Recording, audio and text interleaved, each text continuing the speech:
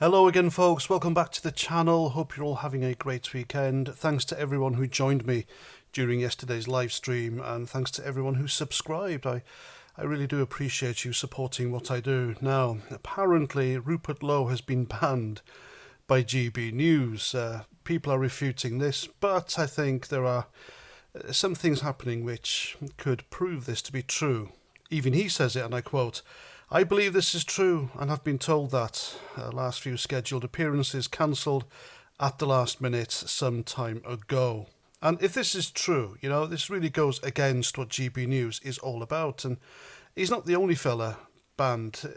They refuse to have Tommy Robinson on there, and that guy is the litmus test for free speech, if you ask me.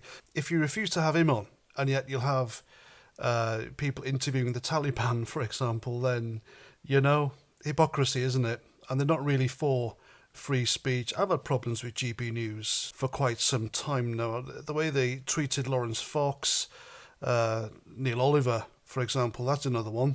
And of course, Nigel Farage is a shareholder in GB News. He still has his show with them, doesn't he? So it wouldn't surprise me really that Rupert Lowe is banned, which makes it a kind of a reform mouthpiece, really. I think the last time Rupert Lowe appeared on there was March this year. Correct me if I'm wrong, but I'm pretty certain. If I'm wrong, I'm wrong.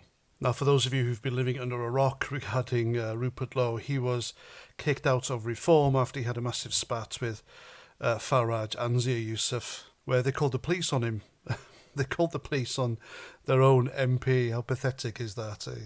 Ever since that, Reform really went downhill, in my opinion, apart from, of course, throwing me out of their own conference in Birmingham a few months ago.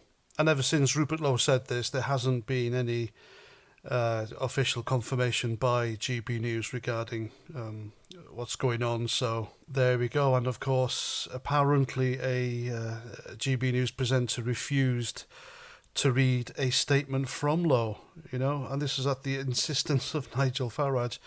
There are loads of rumours going about, lots of things on X, but GB News isn't refuting any of it. And so until they have people like Rupert Lowe back on, and Tommy Robinson especially, then GB News simply cannot be considered the home of free speech, in my opinion.